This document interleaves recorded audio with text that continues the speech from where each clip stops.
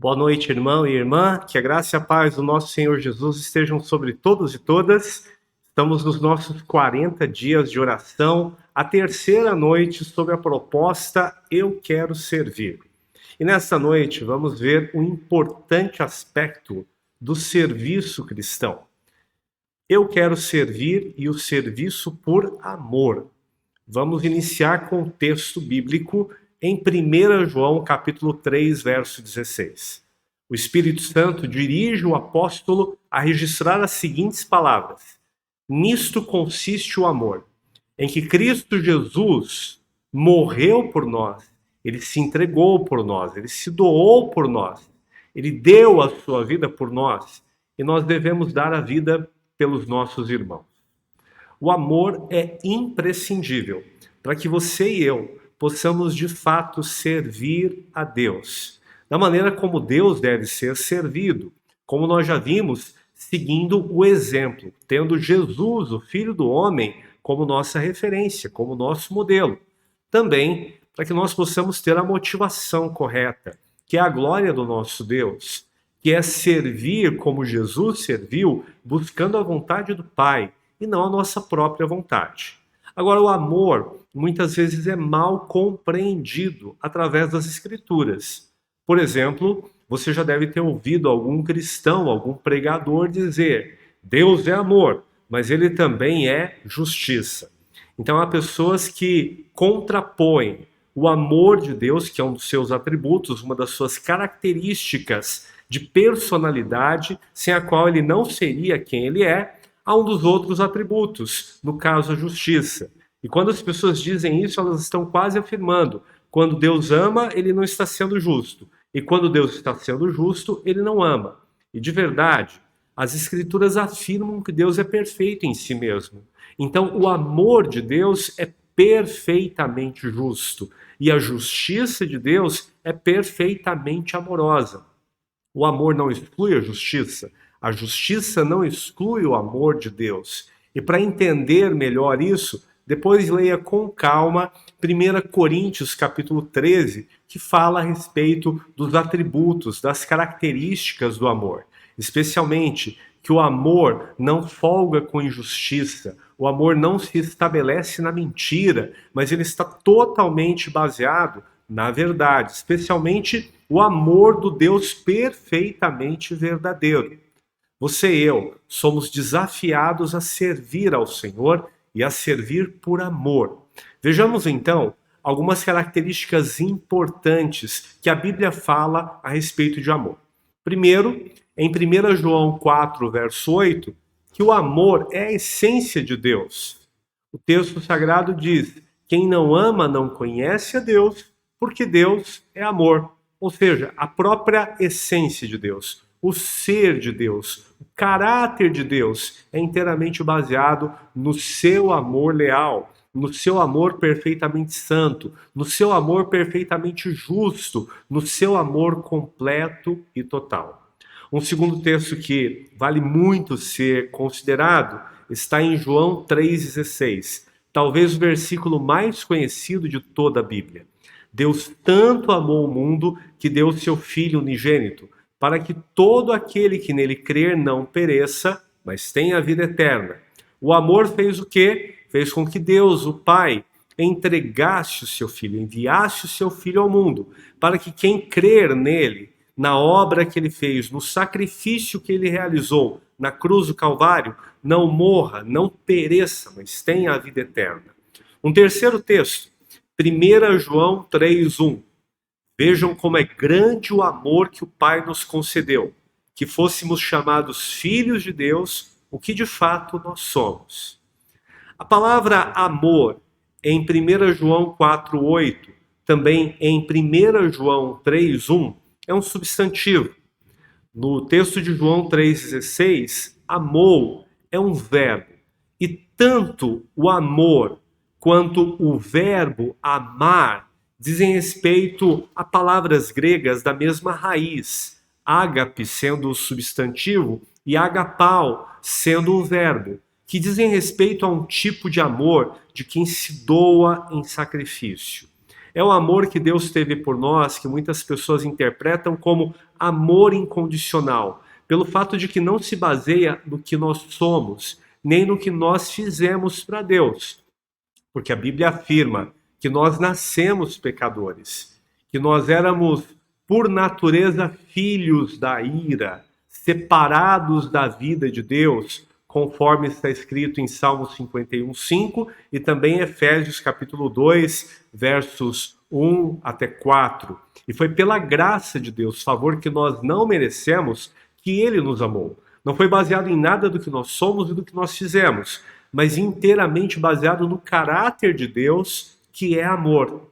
É esse tipo de amor que Deus está nos desafiando a viver, que Deus está nos desafiando a praticar, que Deus nos convidou a vivenciar nele, a experimentar nele, amor que, de acordo com Romanos 5, versículo 5, foi derramado pelo Espírito Santo em nossos corações, e amor que Deus está nos convidando, que Deus está nos exortando, desafiando a praticar, tanto em relação ao próprio Pai, na nossa relação com Ele, quanto também na nossa relação com as demais pessoas. Então, o ágape como amor, o agapau como verbo amar, que está no Novo Testamento, dizem respeito não apenas à condição de Deus, ao ser de Deus, e também ao que ele fez por nós em Cristo Jesus, mas também ao tipo de vida, ao tipo de relacionamento que Deus nos convida a ter, tanto com ele quanto com o nosso próximo, em relação às pessoas que nos cercam, aqueles que estão ao nosso redor. Meu irmão, minha irmã, é muito importante ter consciência disso, porque as Escrituras Sagradas trazem para nós a vontade de Deus para a nossa vida. Por isso, considere o que está escrito em 2 Coríntios capítulo 5, os versos 14 e 15. Pois o amor de Cristo nos constrange, porque estamos convencidos de que um morreu por todos, logo todos morreram.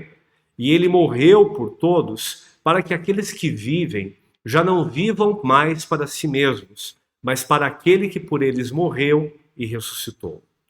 Aqui nós temos uma dubiedade, nós temos um duplo sentido. O que significa o amor de Cristo nos constranger?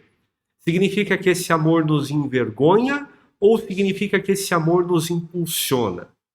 E eu acredito que o apóstolo Paulo foi dirigido pelo Espírito Santo a escrever desta maneira para deixar, sim, esse duplo sentido implícito, a fim de nos fazer pensar. Porque, num certo sentido, o amor de Cristo realmente nos envergonha profundamente. Ele fez tudo por nós. Não merecíamos nada dele. E ele se entregou, ele morreu a nossa morte, ele tudo sofreu por mim e por você. E em oposição a este amor, o que nós estamos fazendo por ele? Nós estamos, de fato, vivendo não mais para nós mesmos, mas sim para aquele que por nós morreu e ressuscitou? Então, nesse aspecto, o amor de Jesus nos envergonha, porque nunca poderemos retribuir a ele, que ele fez por nós. Nunca poderemos amá-lo como ele nos amou. E muitas vezes somos tão egoístas, somos tão mesquinhos, somos homens e mulheres que muitas vezes desprezam esse tão grande amor. Vivem como se Jesus nada tivesse feito por nós. Algumas vezes chegamos ao ponto de querer exigir de Deus, exigir de Jesus qualquer coisa, como se ele nada tivesse feito em nosso favor. Por outro lado, esse amor também nos impulsiona.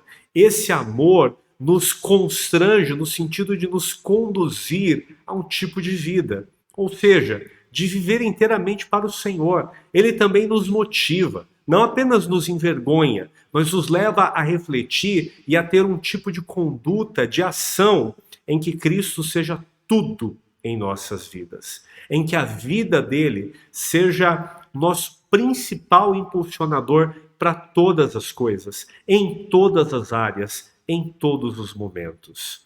Logo, meu irmão, minha irmã, nós podemos chegar a duas importantes considerações. Devemos servir por amor, porque Jesus tudo fez por amor. O Pai, que é amor, enviou seu Filho ao mundo por amor e nos desafia a amar como ele amou. Logo, podemos afirmar biblicamente: quem ama, serve. Não vive mais para si mesmo, mas sim por aquele, o nosso Senhor Jesus, que por nós morreu e ressuscitou. A segunda consideração é importantíssima: o serviço que não tem amor não tem valor. Você e eu devemos servir por amor, como Jesus serviu por amor.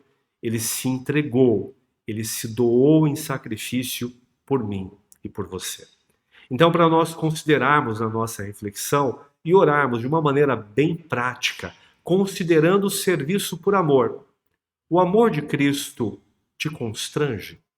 Ou seja, te faz refletir e ter muitas vezes vergonha da maneira como você está vivendo? Porque a Bíblia diz que este constrangimento nos leva a refletir que ele morreu por todos e logo todos morreram. E ele morreu para que nós, os que estamos vivos, não vivamos mais para nós, mas sim por ele, que morreu e ressuscitou em nosso favor. Meu irmão, minha irmã, o quanto o amor de Cristo te constrange. Em segundo lugar, consideração importantíssima: em que você tem se doado? Muitas vezes nós nos doamos pela carreira profissional, pela carreira acadêmica, por amigos e amigas, no sentido de termos interesses no que eles podem dar em contrapartida para nós. Nós nos doamos por fama, nós nos doamos por prazeres. A grande questão é: estamos nos doando em sacrifício por amor a Deus e às demais pessoas? Por favor, considere isso. Nós vamos entrar agora nos nossos grupos de oração. Se você é da IBJ, você vai acessar a sala do Zoom. Como nós já fizemos ontem, vamos separar pequenos grupos e orar uns pelos outros. Se você não é da IBJ, você, de onde estiver, vai orar, interceder e clamar, porque somos desafiados a servir por amor. Entre em oração, Deus te abençoe, com fé no Senhor. Amanhã estaremos juntos mais uma vez, presencialmente na IBJ, no nosso momento devocional. Deus abençoe, fica na paz.